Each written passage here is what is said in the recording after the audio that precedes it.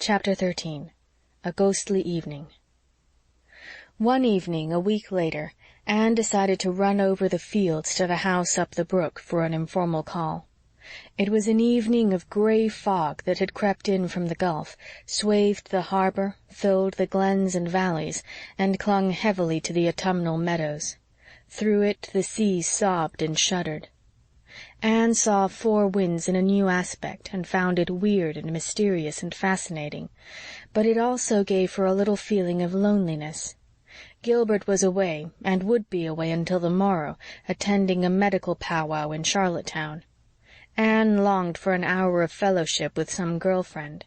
Captain Jim and Miss Cornelia were good fellows each in their own way, but youth yearned to youth. "If only Diana or Phil or Pris or Stella could drop in for a chat," she said to herself, "how delightful it would be. This is such a ghostly night. I'm sure all the ships that ever sailed out of Four Winds to their doom could be seen tonight sailing up the harbor with their drowned crews on their decks, if that shrouding fog could be suddenly drawn aside. I feel as if it concealed innumerable mysteries, as if I were surrounded by the wraiths of old generations of Four Winds people peering at me through that gray veil. If ever the dear dead ladies of this little house came back to revisit it, they would come on just such a night as this. If I sit here any longer, I'll see one of them there opposite me in Gilbert's chair.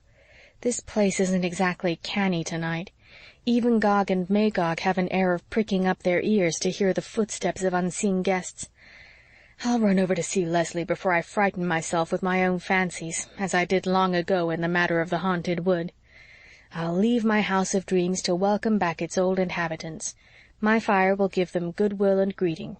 They will be gone before I come back, and my house will be mine once more. Tonight I am sure it is keeping a tryst with the past." Laughing a little over her fancy, yet with something of a creepy sensation in the region of her spine, Anne kissed her hand to Gog and Magog and slipped out into the fog, with some of the new magazines under her arm for Leslie. "Leslie's wild for books and magazines," Miss Cornelia had told her, "and she hardly ever sees one. She can't afford to buy them or subscribe for them. She's really pitifully poor, Anne. I don't see how she makes out to live at all on the little rent the farm brings in.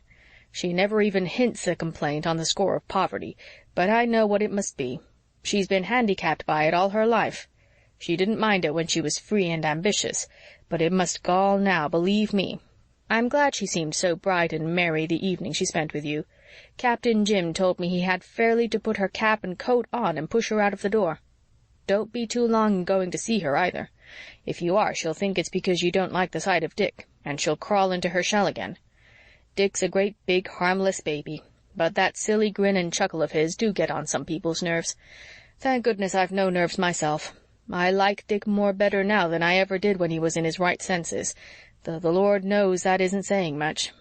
I was down there one day in house-cleaning time helping Leslie a bit, and I was frying doughnuts. Dick was hanging round to get one, as usual, and all at once he picked up a scalding hot one I'd just fished out and dropped it on the back of my neck when I was bending over.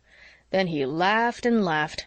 Believe me, Anne, it took all the grace of God in my heart to keep me from just whisking up that stew-pan of boiling fat and pouring it over his head." Anne laughed over Miss Cornelia's wrath as she sped through the darkness. But laughter accorded ill with that night. She was sober enough when she reached the house among the willows.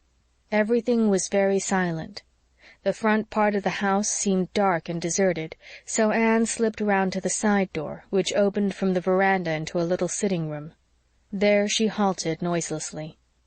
The door was open. Beyond, in the dimly lighted room, sat Leslie Moore, with her arms flung out on the table and her head bent upon them. She was weeping horribly, with low, fierce, choking sobs, as if some agony in her soul were trying to tear itself out. An old black dog was sitting by her, his nose resting on her lap, his big, doggish eyes full of mute, imploring sympathy and devotion. Anne drew back in dismay. She felt that she could not intermeddle with this bitterness. Her heart ached with a sympathy she might not utter. To go in now would be to shut the door forever on any possible help or friendship. Some instinct warned Anne that the proud, bitter girl would never forgive the one who thus surprised her in her abandonment of despair. Anne slipped noiselessly from the veranda and found her way across the yard. Beyond, she heard voices in the gloom and saw the dim glow of a light. At the gate she met two men, Captain Jim with a lantern, and another who she knew must be Dick Moore, a big man, badly gone to fat, with a broad, round, red face and vacant eyes. Even in the dull light, Anne got the impression that there was something unusual about his eyes. "Is this you, Mistress Blythe?" said Captain Jim. Now, you hadn't oughter be roaming out alone on a night like this. You could get lost in this fog easier than not.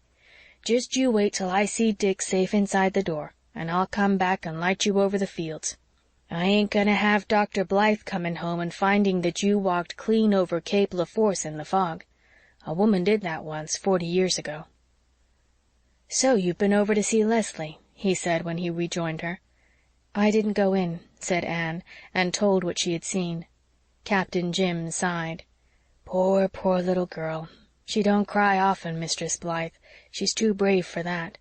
She must feel terrible when she does cry. A night like this is hard on poor women who have sorrows. There's something about it that kind of brings up all we've suffered or feared." "It's full of ghosts," said Anne with a shiver. "That was why I came over. I wanted to clasp a human hand and hear a human voice. There seemed to be so many inhuman presences about tonight. Even my own dear house was full of them. They fairly elbowed me out, so I fled over here for companionship of my kind." "You were right not to go in, though, Mistress Blythe. Leslie wouldn't have liked it. She wouldn't have liked me going in with Dick, as I'd have done if I hadn't met you. I had Dick down with me all day.